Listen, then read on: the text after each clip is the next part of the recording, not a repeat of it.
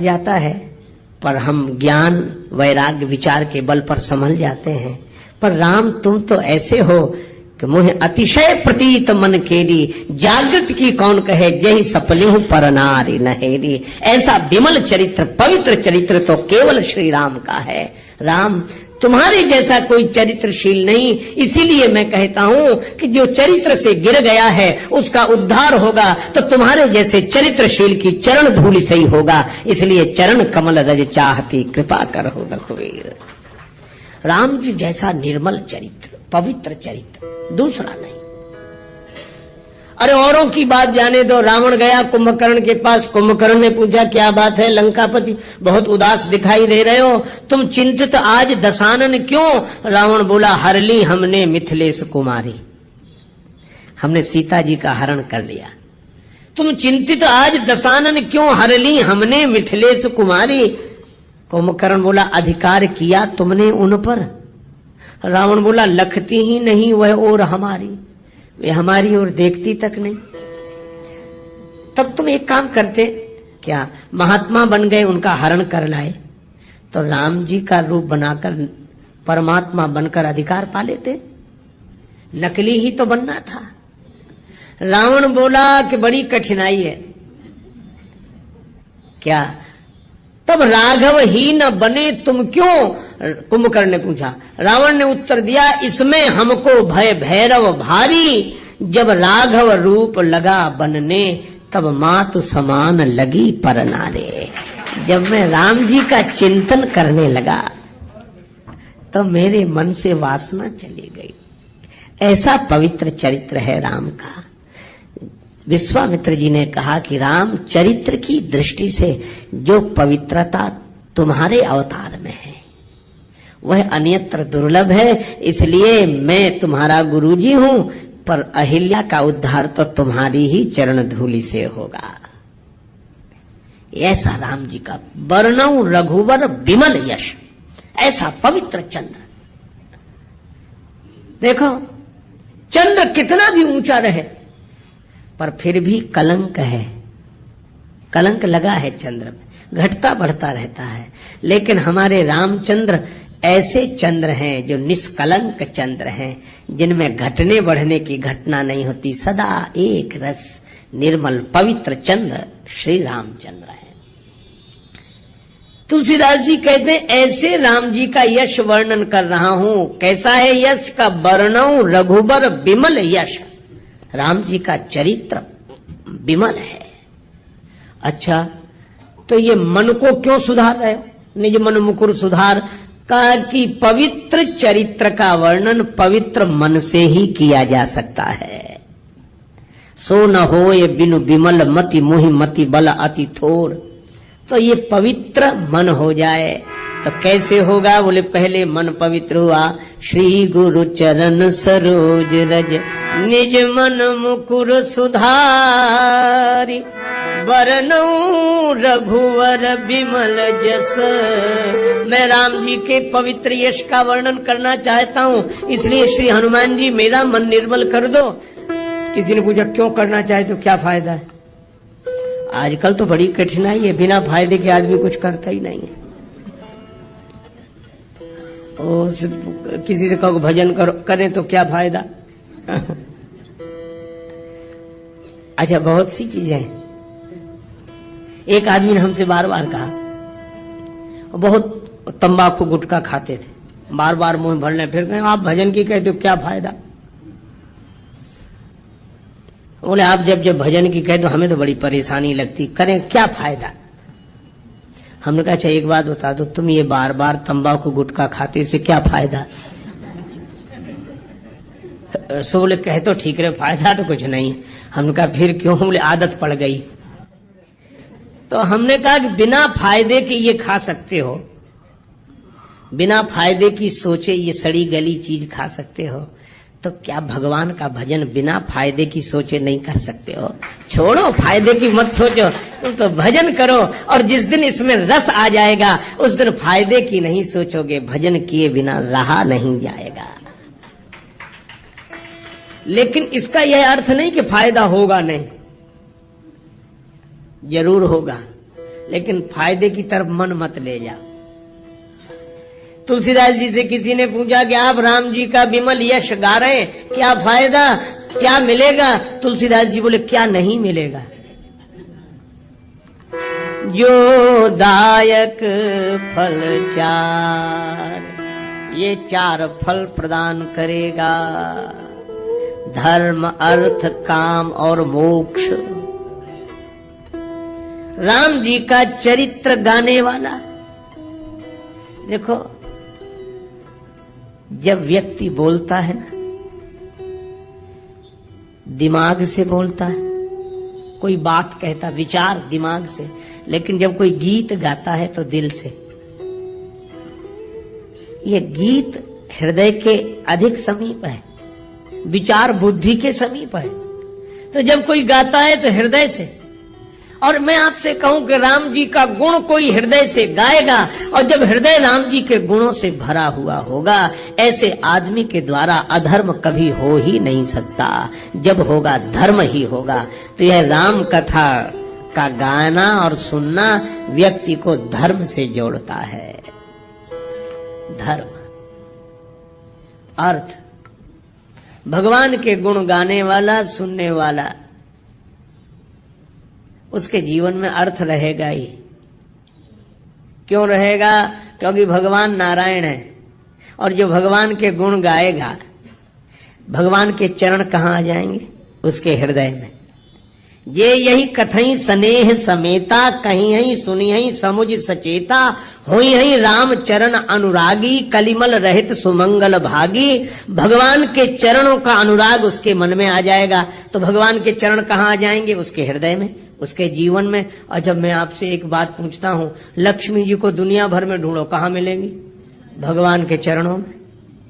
भगवान नारायण के चरण दबाते हुए ही तो लक्ष्मी जी मिलती हैं। इसीलिए जो भगवान के गुण गाएगा उसका जीवन धर्ममय हो जाएगा। जो भगवान के गुण गाएगा, सुनेगा, और भगवान के चरण उसके मन में आ गए, तो भगवान के उन चरणों की सेवा करने के लिए लक्ष्मी जी अर्थ बनकर उसके जीवन में आ जाएंगे। धर्म अर्थ। और जो राम जी के गुण गाकर ऐसे मस्त हो जाए कि उसकी कोई कामना न रहे, प्रेम में भर जाए। विभीषण जी ने यही कहा कि लंका का राज्य पाने की वासना पहले थी, और कछु प्रथम वासना रही, प्रभु पद प्रीति सरित सो बही। आपका प्रेम उमड़ गया था, वो भी इच्छा नहीं रही। हमें कुछ नहीं चाहिए, कुछ नहीं चाहिए, हमारी कोई इच्छा नहीं, कोई कामना नहीं। भगवान ने कहा कि तुम्हारी कोई इच्छा नहीं, पर अब हमारी इच्छा हो गई। तुम निष्काम हो गए तो हम सकाम हो गए। अब हमारे मन में इच्छा है। यद्यपि सखा तब इच्छा नाही, मोर दरस अमोघ जग माही। तो भगवान के मन में भक्त की इच्छा पूर्ण करने की इच्छा हो जाए तो उसकी कौन सी कामना ऐसी होगी जो पूरी ना हो जाए? वह पूर्ण काम हो जाएगा। इसलिए धर्म अर्थ काम, और जो भगवान के अनुराग में डूब गया है उसे जगत का राग बांध नहीं सकता। इसलिए मोक्ष तो उसको सहज प्राप्त हो गया। वर्णौ रघुवर विमल जस, जो दायक फल चार। यह हनुमान चालीसा के दोहे का आशय है। श्री गुरु चरण सरोज रज, निज मन मुकुर सुधारे। मुकुर माने दर्पण। वर्णौ रघुवर विमल यश, जो दायक फल चार। अच्छा, जब यह सब जानते हो तो राम जी के गुणों का वर्णन शुरू करो। चारों फल मिलेंगे, करो शुरू। तुलसीदास जी बोले भगवान का यश है विमल, और बुद्धि भी कैसी चाहिए? विमल सो न होए बिनु विमल मति, मोहि मति बल अति थोर। करो कृपा, सब कृपा करो मुझे पवित्र बुद्धि की प्राप्ति हो जाए। तो अब किससे कृपा की याचना कर रहे हो? तुलसीदास जी बोले बुद्धिहीन तनु जान के, सुमिरो पवन कुमार। यह शरीर बुद्धिहीन है, शरीर तो है पर इसमें समझ नहीं है, इसीलिए हनुमान जी का स्मरण करना। अच्छा, बुद्धि नहीं है तो हनुमान जी से क्यों मांग रहे हो? बोले इसलिए हनुमान जी बुद्धि के भंडार हैं। बुद्धिमताम वरिष्ठम और ज्ञानी नाम अग्रगण्यम, ज्ञानियों में अग्रगण्य हैं, बुद्धिमानों में सर्वश्रेष्ठ हैं। तो जो बुद्धि के भंडार हैं, है ना, जो जिस चीज का भंडार हो उससे वही चीज मांगी जाती। हनुमान जी आप बुद्धिमान हैं, आप बलवान हैं और आप विद्यावान हैं, इसलिए तीनों चीजें हमें दे दो। बल बुद्धि विद्या देहु मोहि, हरहु कलेश विकार। बल भी चाहिए, बुद्धि भी चाहिए, विद्या भी चाहिए, है ना। देखो, तलवार चलाना आना चाहिए, पर चलाने के लिए तलवार भी तो चाहिए। तो विद्या का उपयोग करने के लिए बुद्धि चाहिए, पर बुद्धि जिसका उपयोग कर सके ऐसी विद्या भी तो चाहिए। तो बुद्धि और विद्या दोनों,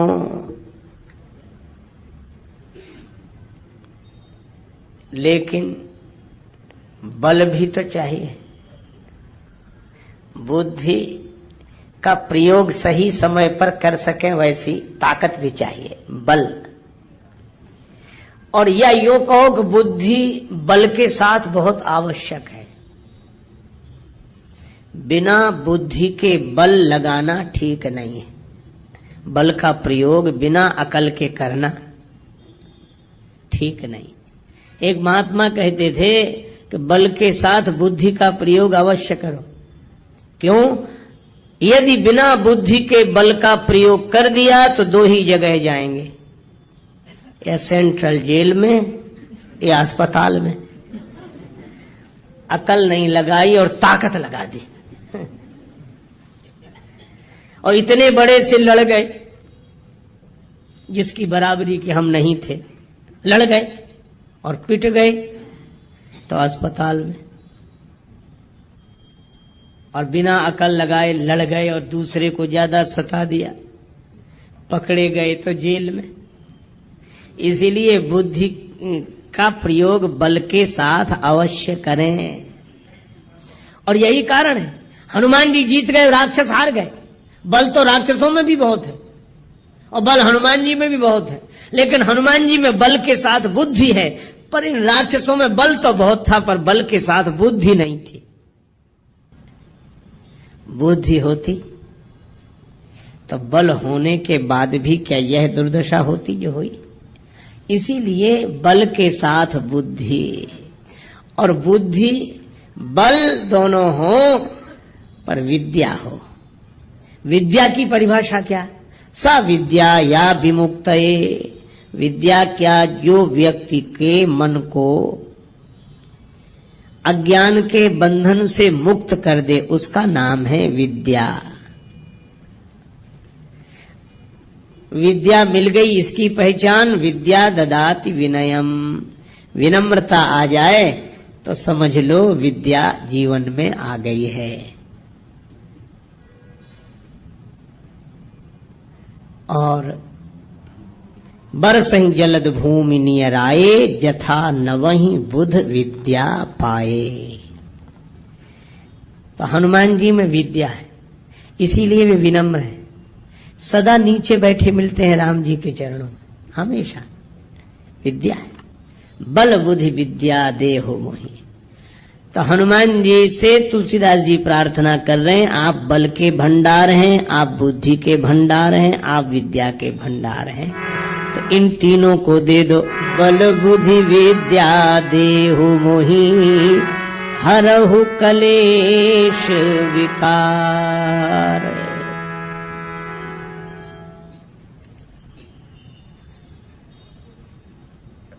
देखो,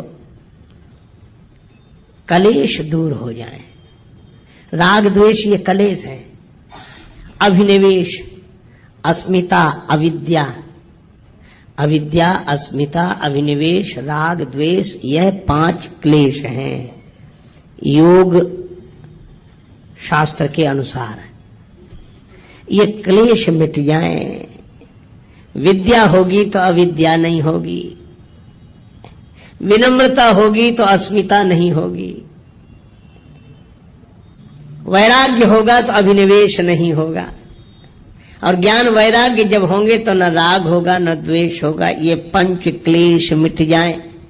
बल बुद्धि विद्या देह मोहि हरहु कलेश, और विकार काम क्रोध मोह लोभ मोह मद मत्सर,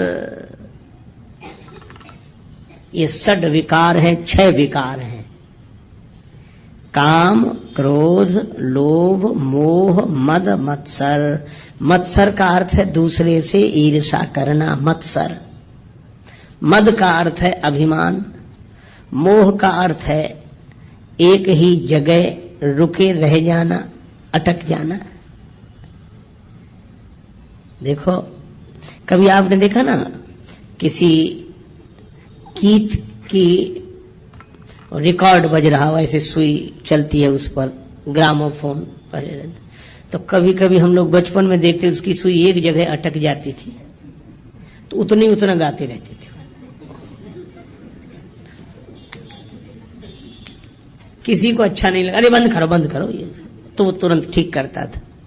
मैं आज भी देखता, मोह का अर्थ यही है कि जिसकी सुई एक ही जगह अटक जाए वो उतना ही गाना, उतना ही निकले, उतना ही अटक जाना। गीत चलता रहे है ठीक है, लेकिन अटक जाना, जो अटका वही भटका। तो अटको मत, चलते चलो, हम तो हमारी मस्ती में झूमते चले हैं। ये मोह है, अटक जाना। देखो, गुलाब के फूल के मूल में, उसकी डाली में भौरा रुका ही रहा। गुलाब के फूल झड़ गए, पत्तियां गिर गईं, किसी ने भौरे से कहा कि जाओ। भौरा बोला, यही आशा अटक्यो रहो अली गुलाब के मूल, हुई है बहुरी बसंत ऋतु इन डारन बेफूल। फिर खिलेंगे गुलाब, हम डाली तो छोड़कर नहीं जाते। ये मोह। कमल संपुटित होने लगा, कमल के बंद होने का समय आया, भौरा फिर भी बाहर नहीं निकला, भ्रमर नहीं निकला, उसी में कैद हो गया। किसी ने कहा तुम तो काठ को चीर कर निकल जाते हो, कमल के कोमल पत्ते को चीर कर निकल जाओ। बोले निकलने की जरूरत क्या है, सवेरा होगा, सूर्योदय होगा, कमल खिलेगा, फिर पराग का पान करेंगे। अहो मोह महिमा बलवाना। और तब तक सूर्योदय होने के पूर्व ही एक मतवाला हाथी आया, उस कमल को मूल सहित तोड़ कर ले गया, खा गया। भौरे का जीवन भी समाप्त हो गया। इसी तरह मोही मन यह सोचता है कि अटके रहो, फिर रस लेने के लिए अटके रहो, तब तक काल का मतवाला हाथी आकर जीवन ही नष्ट कर देता है। ये मोह। मत्सर, दूसरे से ईर्षा। मद माने अभिमान। जो मिला है, देखो अभिमान कब आता है, मिली हुई चीजों पर ध्यान जाता है तो अभिमान आता है, मिली हुई विशेषताओं पर ध्यान जाता है तो अभिमान आता है, और देने वाले पर जब ध्यान जाता है तो अभिमान चला जाता है, फिर भगवान दिखाई देते हैं, अभिमान नहीं। मद, मत्सर, दूसरे से ईर्षा, अपनी तरफ कम ध्यान, दूसरे की तरफ ज्यादा। अपना दुख उतना दुख नहीं है जितना कि दूसरे का सुख नहीं देखा जा रहा है। मत्सर, मोह, मद। और इसी तरह काम क्रोध लोभ, 4 ये काम क्रोध लोभ मोह 4, मद मत्सर, ये 6 विकार हैं। लोभ है जो मिला है वह छूटे नहीं कभी, यह लोभ है। अच्छा देखो, लोभ और लालच में अंतर है। दूसरे का मिल जाए ये लालच है, लेकिन लोभी कौन? बोले दूसरे का मिले चाहे न मिले पर हमारा न जाए, ये लोभ है। काम कोई ना कोई इच्छा बनी ही रहे, कभी शांति से नहीं बैठ पाते। अच्छा कभी भी आप देखना, मन को देखते रहना, ये हमेशा कुछ ना कुछ चाहता रहता है कि नहीं?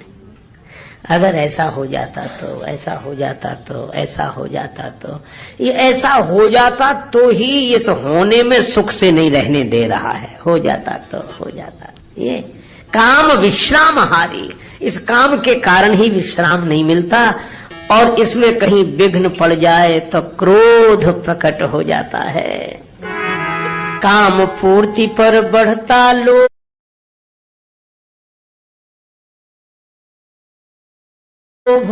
चलो कामना पूरी हो गई तो,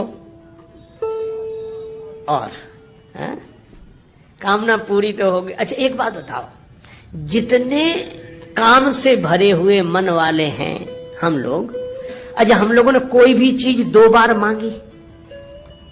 आप प्रयोग करके देखें क्या? हमारी तो एक बार, तो एक बार मिल जाओ, बस एक बार मिल जाओ, इच्छा है एक बार मिल जाओ, बस एक बार। और एक बार करते करते अनेक बार जन्म जन्म के मर गए, अनेक बार। अनेक बार कोई कहता ही नहीं, एक बार। ये कामना कहती है एक बार, लेकिन अनेक बार भी तृप्त नहीं होगी, हो नहीं सकती। और इसमें विघ्न पड़ जाए तो क्रोध उत्पन्न होता है, और कामना पूरी न हो तो क्रोध उत्पन्न हो जाता है, क्रोध कामना पूरी हो जाए तो लोभ उत्पन्न हो जाता है। काम पूर्ति पर बढ़ता लोभ, नहीं मिले तो होता क्षोभ। क्रोध अग्नि में जीवन को मत व्यर्थ जलाना रे, मुसाफिर चलते जाना रे, मुसाफिर चलते जाना रे। ना अटको ना भटको ये है देश बिराना रे, मुसाफिर चलते जाना रे, चलते जाना रे, मुसाफिर चलते जाना रे।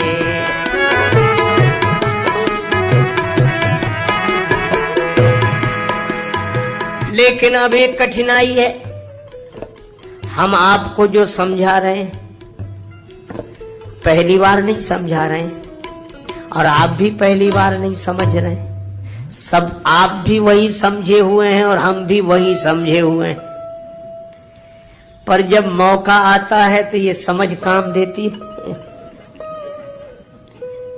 आपकी तो देती होगी, हमारी तो नहीं देती है। लेकिन अभी तो समझ ठीक है, पर भगवान की माया इतनी विकट है, ये माया तेरी बहुत कठिन है राम, ये माया तेरी बहुत कठिन है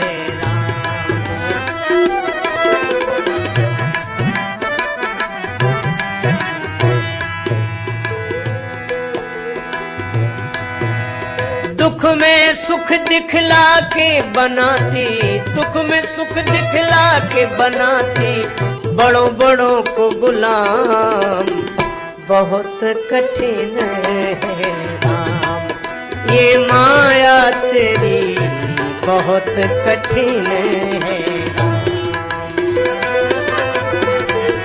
बहुत कठिन है राम। अच्छा विचार करना, करता नित्य विरोध क्रोध का, कहता बुरा परिणाम। जो क्रोध का विरोध करते हैं गलत है, क्रोध नहीं करना चाहिए, क्रोध अच्छी चीज नहीं है, बात सही है, लेकिन उनको ही जब क्रोध आता है तब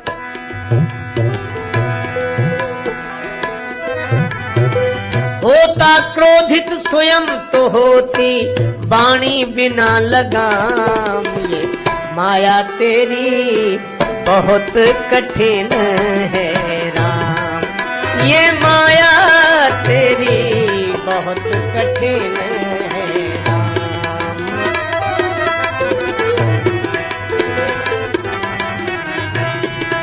ये माया तेरी बहुत कठिन है राम।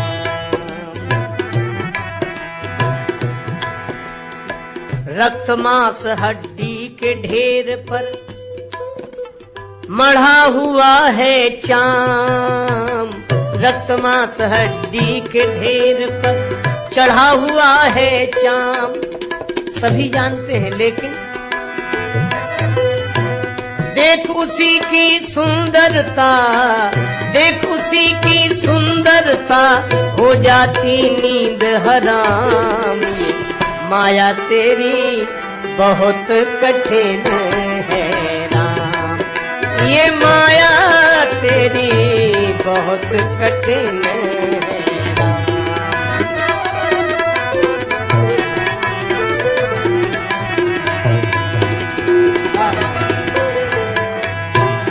कठिन है राम।